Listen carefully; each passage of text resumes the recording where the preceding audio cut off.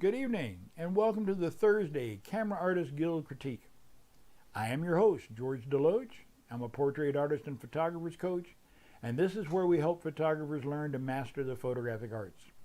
Here we do critique. This is where you send your images in, and a second set of eyes takes a look at those images and tries to help you find ways that you can improve the quality of your work. Regardless of whether you're just beginning your love affair with photography or whether you've been like me in love with it for 50 years, there's always room to find new places to grow and develop. Let's get over to the broadcast and take a look at some of those images. Okay, stand by. And again, here is the lady and her dog, and you caught the dog right in the middle of expression, tongue halfway in, out. You want to get those eyes over towards you. And if you're going to do one like this one, I'm not thrilled with that fence in the background, but go to a longer lens and a shallow depth of field. It's late in the day, so you can get away with it. Throw all of this in the background out of focus with shallow depth of field. That'll separate her from the background. Move her off the fence some so that the fence isn't sharp as well. Move her up off the fence. You probably could have come forward 10, 12 feet and got identically the same shot with the same camera angle, but thrown everything in the background out, kept their exposure, everything else the way it was, and then just make some noises or something to get the dog's attention. I literally make a whining noise when I'm photographing dogs, and it works. I just go, something like that, and the dog will look at you, and it only works a few times. You can't get away with it very often, but you get ready for your shot. Then when you got everything in line and position, you make that noise, the dog looks at you, and bam, you take the exposure. If you get 10 minutes out of a dog, you're doing really good. Okay, and we got George Butler. George, you got several up here, so we're going to kind of shoot through it. You brought in one, which is your model here, and the others are sports, so we'll look at those sports ones as we get in there. Remember to always include all of the body appendages if you're going to do a full length. If you're not a full length, don't lose the foot over here. The foot is chopped off over there. That is a bit of a problem. And watch her hand positions. Change her hand position around a little bit. She could have just as easily moved forward on the rock and then put her thumb behind her torso, her forefingers in front of her torso, and that would have been a much more comfortable position for her hand. That would have dropped her shoulder down so that it didn't look quite so awkward. But your exposure is on, and I like your lens choice and your shallow depth of field.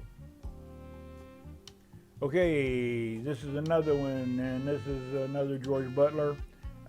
You did get peak action.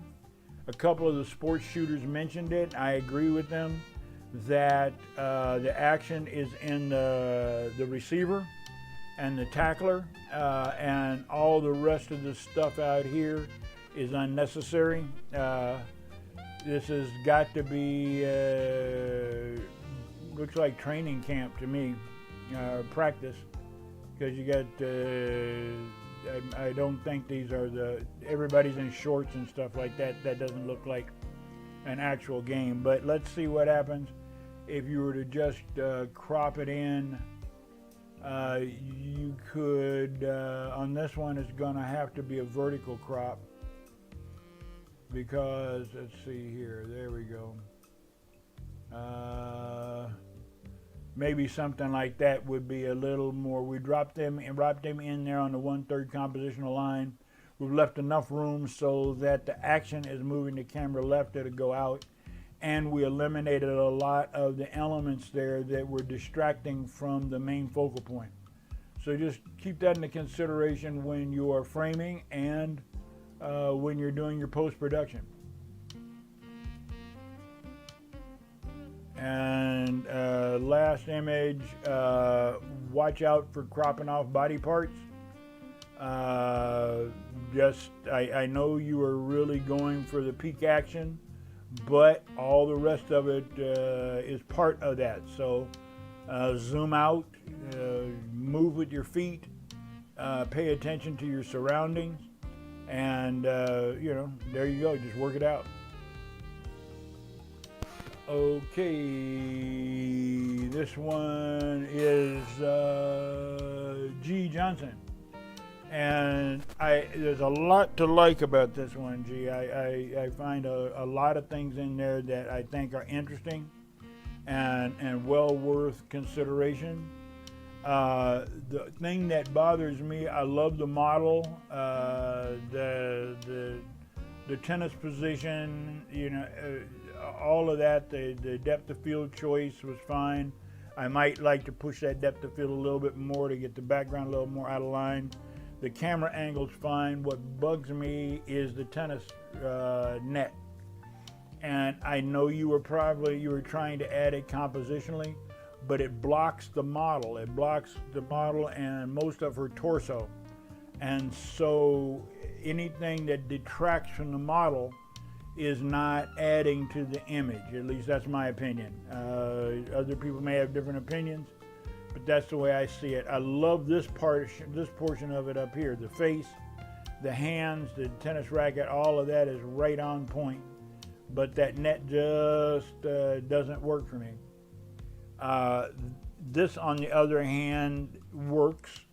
The crop, I would have moved the crop down. You're almost about to hip joint crop. Drop it down to the thighs. You want to crop between the joints. So it should be down about middle of her thigh. That would be a perfect crop for this image.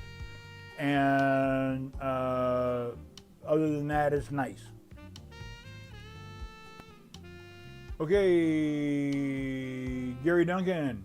And I looked at this image, Gary, and when I first looked at it, I thought, is that a composite? Are those all three the same guy? Because their faces look so similar to one another that I thought you had done a composite. And then I realized there are different numbers on the jersey. And if you had done that and had them switch numbers, maybe you did, you know? And they got different color sneakers. But it's still... It's nice, it's well executed, it feels good, so that's what I expect from you on the sports stuff anyway. Okay, here we go again, one more Gary Duncan. Now on this one, Gary, I'm gonna point out a couple of things. Whenever you have something pointing towards the camera, be it the neck of a guitar, the golf club, baseball bat, tennis racket, arm with the pointed finger, it's got to be sharp. You got to be. If this thing says P&G or Spalding or whatever, you got to be able to read that club. And right now, because of the shallow depth of field that you chose in order to keep the background out of focus, the clubs protrude into the foreground. Now, is there a way to do this and accomplish it? Yeah, but it gets a little complicated, and the only way you could do this one would be focus stacking.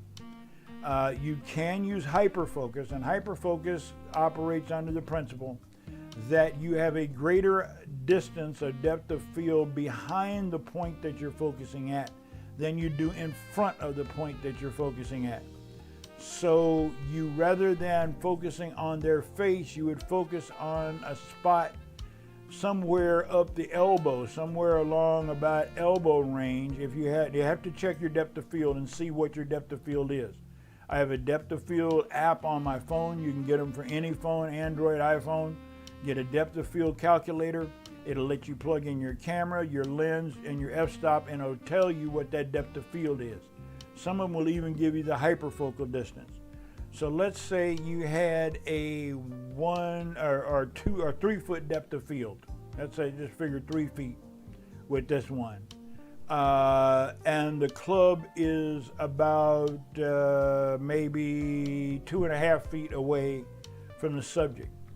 You could, if you have a 3 foot depth of field, that means that you've got maybe 1.5 feet in front or a foot in front and about 1.5 feet in the back.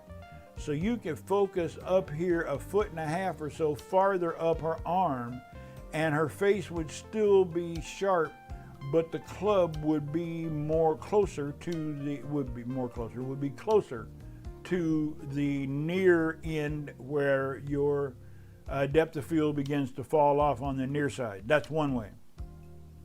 The way I'd pull this one off, and also you want to keep that club out of her face so that it's not blocking her face. The way I would pull this off is with focus stacking, and that means you're going to do 2 shots. And I'm going to work on, since you're outdoors and you're moving fast, I'm going to be working from a monopod. Tripod would be better if you can set this one up. A tripod is great, but a monopod if you can't, but a tripod is the best. Set that tripod up, take one exposure, and you got to do this quick. Take one exposure, focus on the club, one exposure, and focus on the subject. Just click, change, click, change. And if you could get one in between, that would be good as well. But just nothing else, just change your little focal distance. If you're using autofocus, you get on that little daisy wheel there in the back, click, click, click, put it on the club, click, put it on the face, click. And you can do it in a fraction of a couple of seconds. So, and you want to get them to hold their expression.